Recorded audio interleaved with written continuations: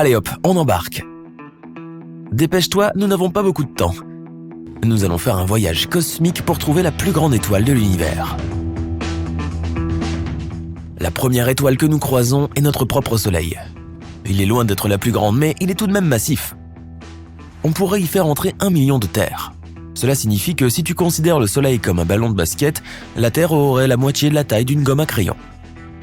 Si on mettait toutes les planètes d'un côté de la balance et le Soleil de l'autre, les planètes ne feraient pas le poids. Le Soleil représente 99,9% de la masse totale du système solaire. La masse est essentiellement la quantité de trucs ou de matière dont une chose est composée. Et c'est à elle que l'on doit la brillance des étoiles. En effet, plus il y a de matière dans une étoile, plus son noyau est épais et chaud.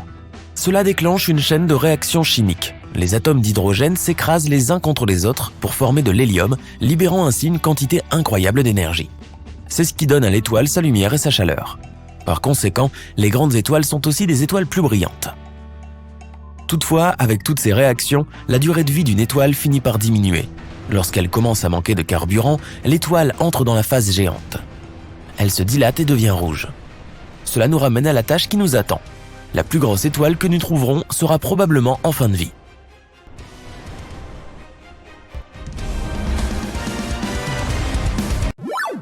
En activant nos moteurs hyperlumineux, nous arrivons bientôt au système Luhmann 16.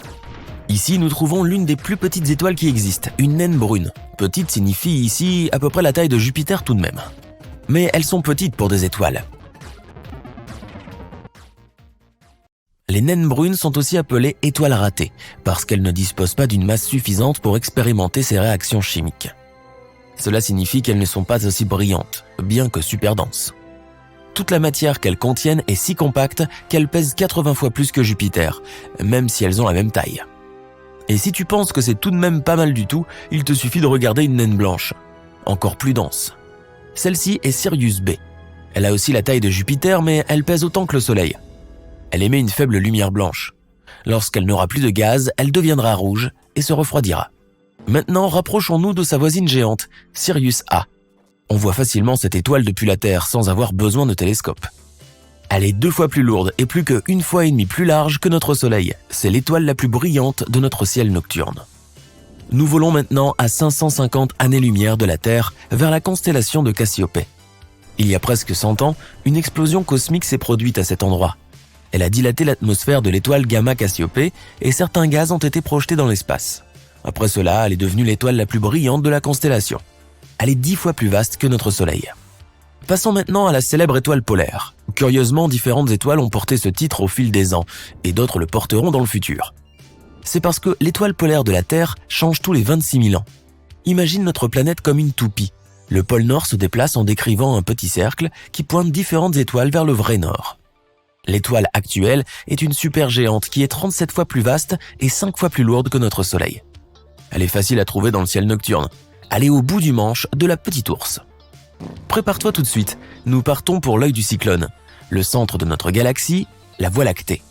Pour voir la prochaine étoile, nous devons passer en mode infrarouge. Cette étoile pistolet se dissimule dans la poussière de l'espace. En seulement 20 secondes, elle émet autant de lumière que notre étoile d'origine en une année entière. Et sa taille est stupéfiante. Elle est 420 fois plus vaste que le Soleil. Mais ce n'est pas encore l'étoile la plus lumineuse connue de l'humanité.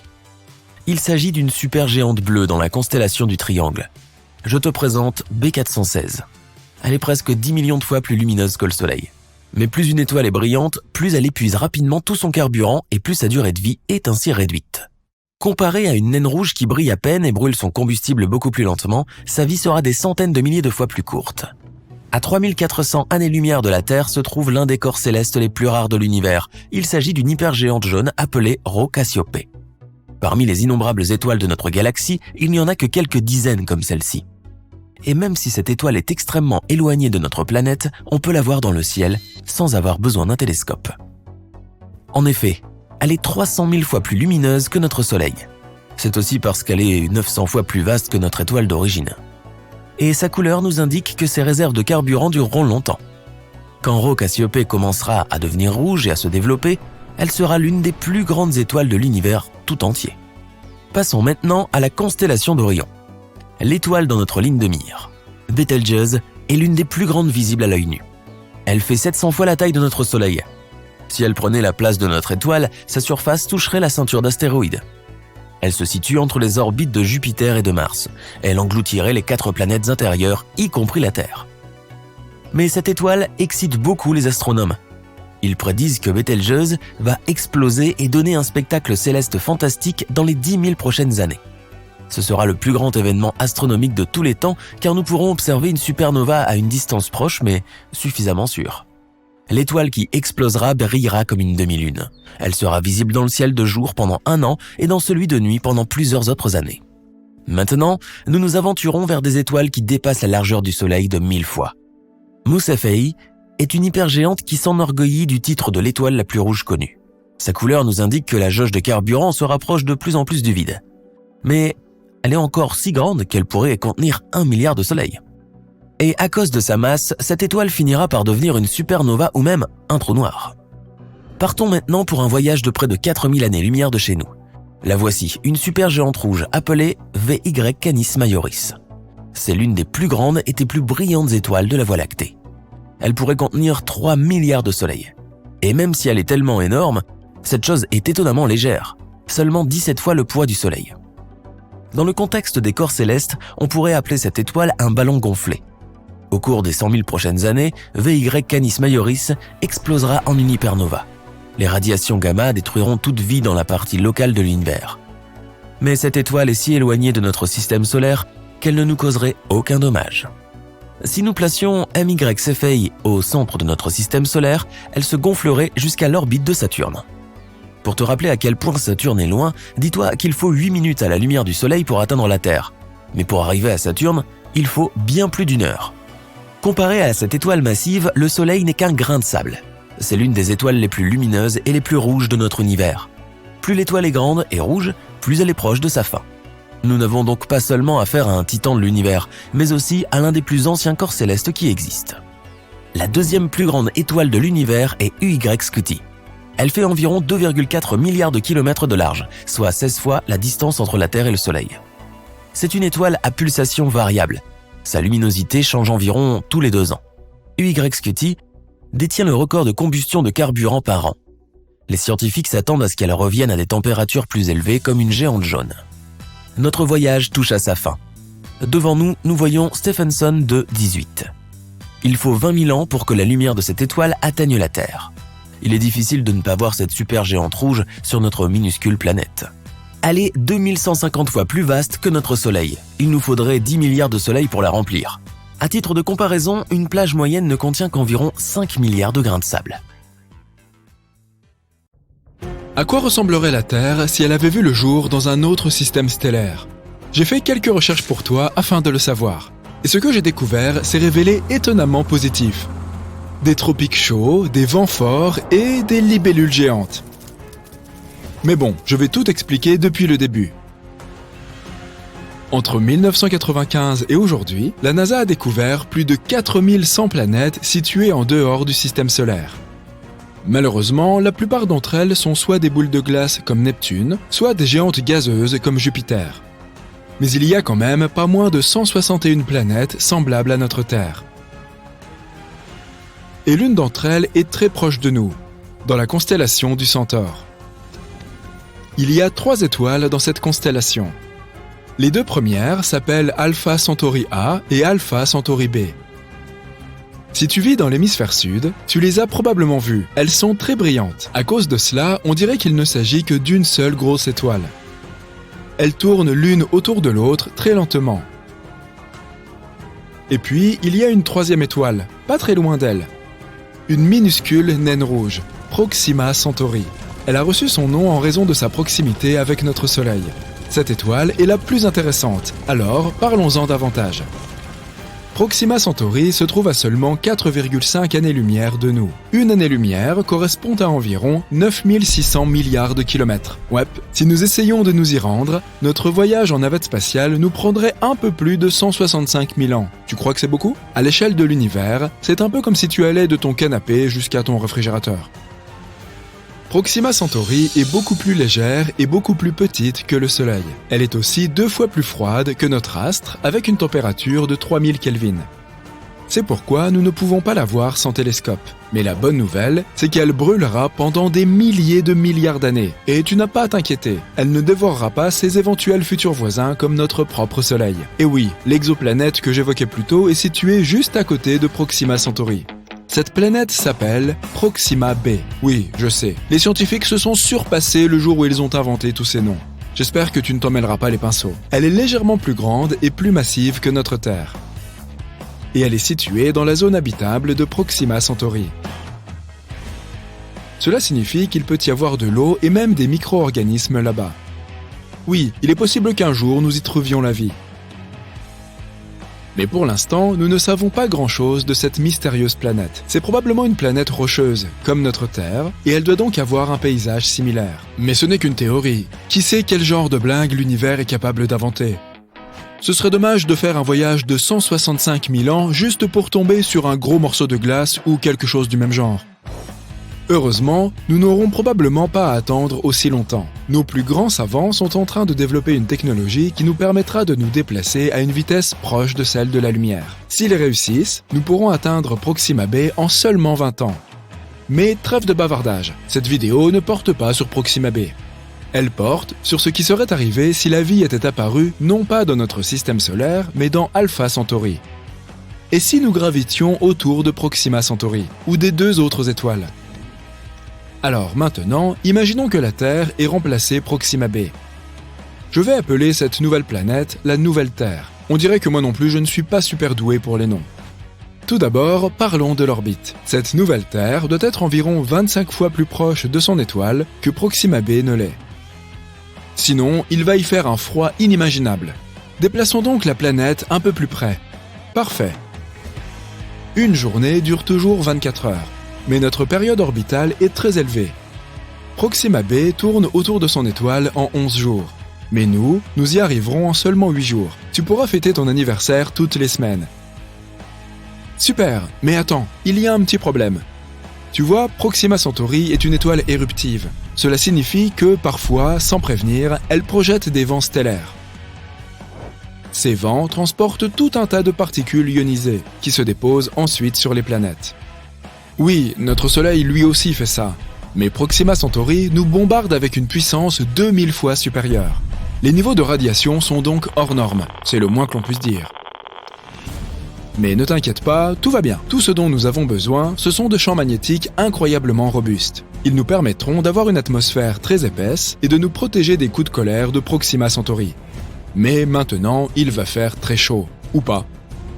Encore un problème. Les scientifiques ne savent toujours pas exactement comment les planètes de Proxima Centauri gravitent autour d'elle. Et s'il s'avérait qu'elles sont en état de verrouillage gravitationnel comme notre Lune ? Alors, une moitié de notre nouvelle Terre serait une poêle à frire, et l'autre moitié serait constituée de déserts glacés. Allez, ce n'est pas grave, nous nous installerons simplement quelque part au milieu. Je n'imaginais pas que je dirais ça un jour, mais il fera certainement doux au pôle Nord. Et si nous avons un peu de chance avec la rotation de notre planète, nous jouirons d'un climat tempéré et douillet. La moyenne sera d'environ 21 degrés, et il n'y aura pas de températures extrêmes. Sur cette nouvelle Terre, nous disposerons de beaucoup plus d'eau. La météo y sera généralement assez folle, des vents très forts et des pluies dévastatrices qui pourront durer assez longtemps. Mais on pourra s'adapter. Les changements de température sont beaucoup plus perceptibles dans les montagnes. Tout comme sur Terre, plus tu montes, plus il fera froid. Sauf qu'il fera très froid ici, au sommet. Pour cette raison, il y aura des jungles au bas des montagnes et des collines et des déserts enneigés sur les sommets. Mais en général, ce sera presque comme sous les tropiques terriens. La flore y sera abondante. Les arbres seront peu élevés mais luxuriants. Notre atmosphère épaisse facilitera aussi le vol. Il y aura donc beaucoup de grands animaux volants. Par exemple, des libellules avec une envergure de 5 mètres. Passons à autre chose. Le ciel y sera beaucoup plus clair que sur Terre et très nuageux. Parfois, il aura l'air complètement blanc. Mais le ciel étoilé y sera magnifique et lumineux. Imagine, 4 soleils. Le principal, ce sera Proxima Centauri. Nous pourrons également voir les étoiles Alpha Centauri A et B, qui seront très brillantes. Et enfin, notre bon vieux Soleil, une superbe étoile lointaine. Allez, je t'autorise à verser une larme pour notre vieille Terre. Il y aura quelques planètes près de nous, comme Proxima Centauri C. L'étoile haute est entourée de 2 ceintures de poussière cosmique. Tu auras donc droit à de splendides panoramas nocturnes. Au final, nous aurons donc une planète un peu folle, mais magnifique et verdoyante. Personnellement, j'accepterais d'y emménager dès le mois prochain. Et toi, qu'en dis-tu? Partage ton avis dans les commentaires. Très bien, maintenant nous savons ce qui serait arrivé si notre Terre avait vu le jour près de Proxima Centauri. Mais si elle était apparue autour des 2 autres étoiles? Malheureusement, il nous serait impossible de tourner autour de 2 étoiles en même temps. Les scientifiques pensent qu'il y a une planète qui saute d'une orbite à l'autre entre Alpha Centauri A et B.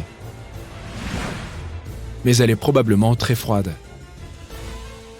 Choisissons donc Alpha Centauri A. Tout comme sur la nouvelle Terre, les températures moyennes y seraient d'environ 21 degrés. Mais les variations de température seraient assez importantes. Elles passeraient de moins 73 degrés au pôle sud à 45 degrés à l'équateur. Près du nord, il ferait donc plutôt bon vivre. Une journée durerait toujours 24 heures et la période orbitale serait d'1 an et 1 mois. Ce serait plus ou moins pareil près d'Alpha Centauri B, mais la période orbitale y serait d'environ 6 mois. Les autres conditions y seraient très similaires à celles de la Terre. Les changements de saison ne seraient presque pas perceptibles. Les températures ne changeraient pas beaucoup non plus. Où que nous nous installions, l'étoile voisine serait bien visible, mais nous ne verrions probablement pas Proxima Centauri. Et c'est à peu près tout. Bien sûr, tout cela suppose des conditions parfaites. Tout comme sur Terre, le moindre changement, qu'il s'agisse d'une atmosphère trop ténue ou d'une plus grande distance par rapport à l'étoile, et tout tombe à l'eau. Nous avons donc eu énormément de chance avec notre Terre. Mais les possibilités de découvrir une planète habitable sont très élevées. Au minimum, il y a 15 millions de planètes dans notre univers où nous pourrions trouver de la vie.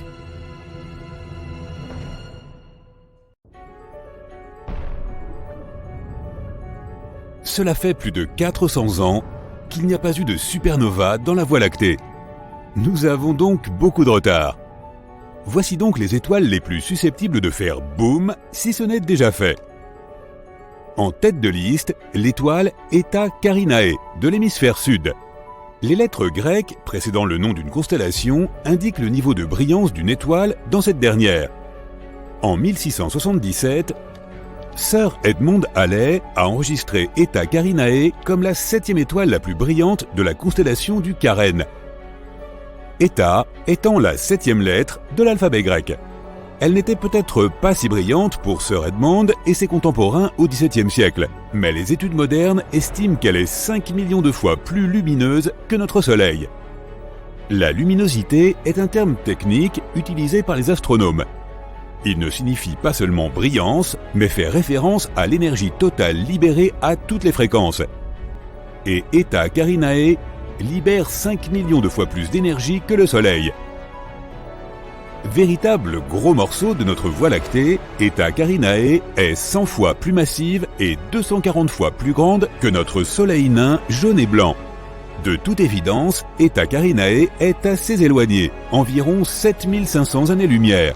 Pourtant, même à une telle distance, si cette étoile devient hypernova, elle peut quand même avoir un impact sur la couche d'ozone de la Terre, perturber les communications par satellite et blesser les astronautes.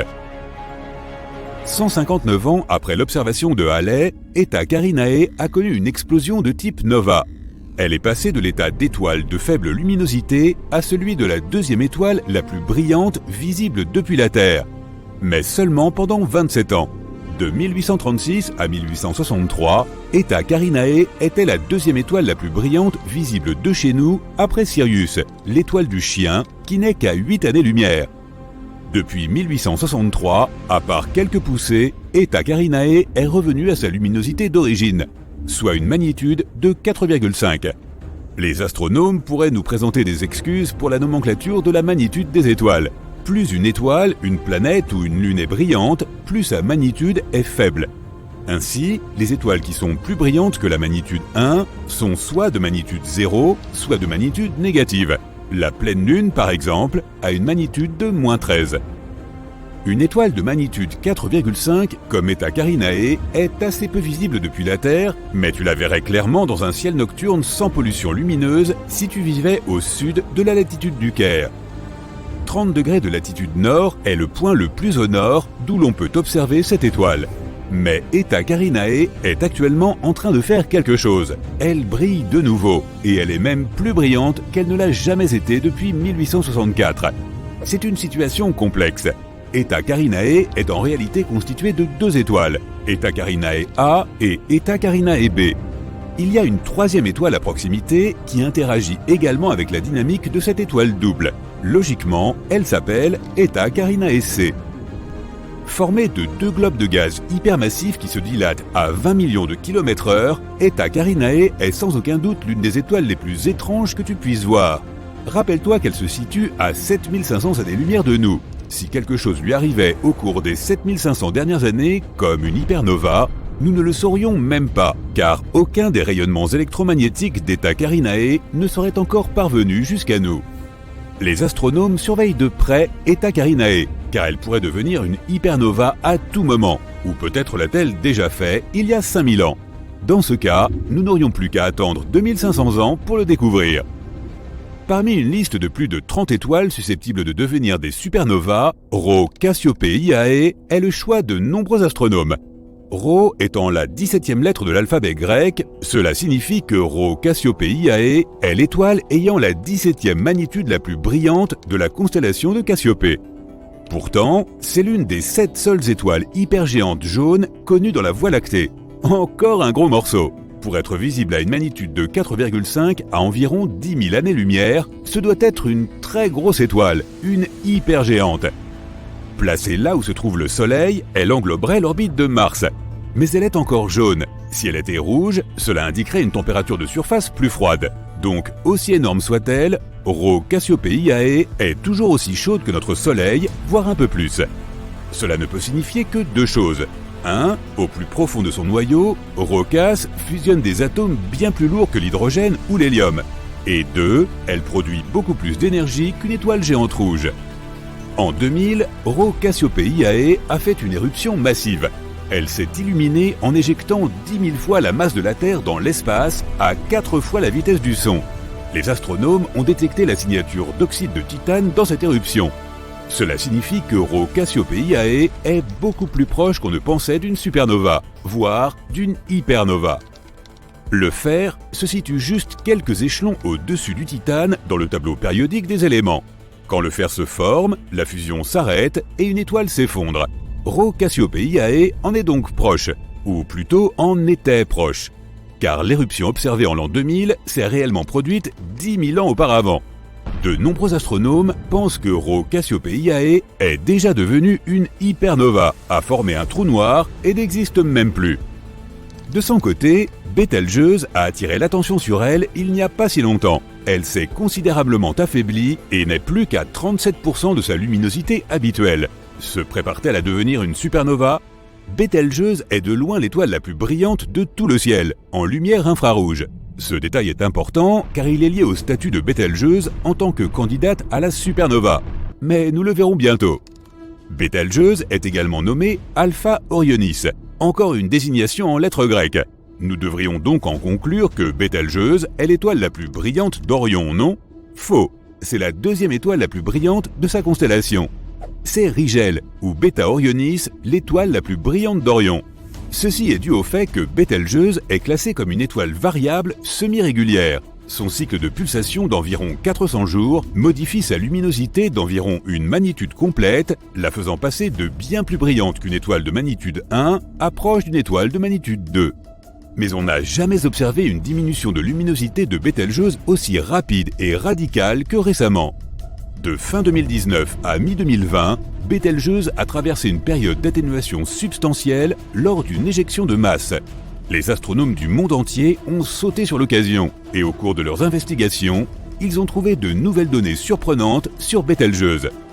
Premièrement, Bételgeuse n'est pas aussi éloignée que nous le pensions. Elle se trouve en fait à 548 années-lumière, soit 25% plus proche que la distance mesurée avant. Deuxièmement, le diamètre de Bételgeuse a été réduit du même pourcentage. On sait donc qu'elle est 25% plus petite que ce que l'on croyait auparavant.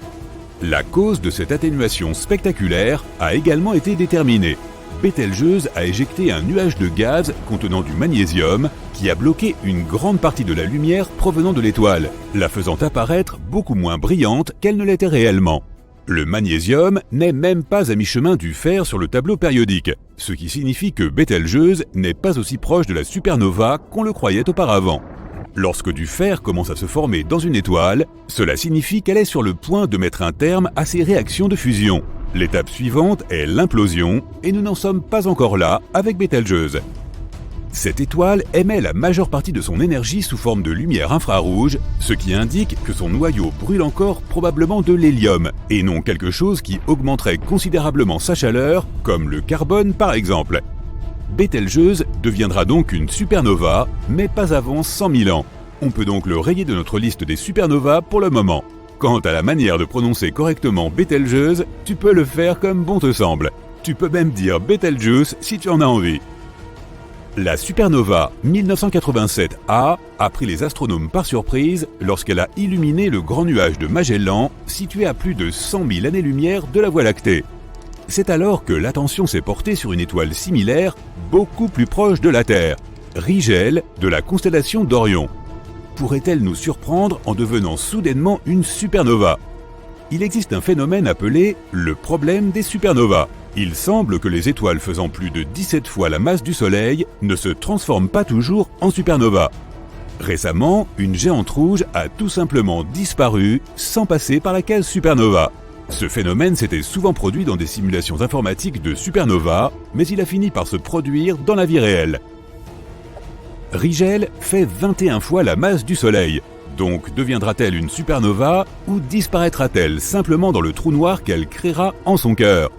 Les astronomes et les physiciens poursuivent leurs recherches pour en apprendre davantage sur la dynamique des étoiles massives en scrutant le ciel à la recherche de la prochaine supernova qui se produira dans la Voie lactée. En attendant, nous pouvons être sûrs que la Terre n'est pas menacée par les effets des explosions de supernovas proches. Nous vivons dans un quartier stellaire plutôt calme, sauf pour les Martiens qui vivent à côté de nous.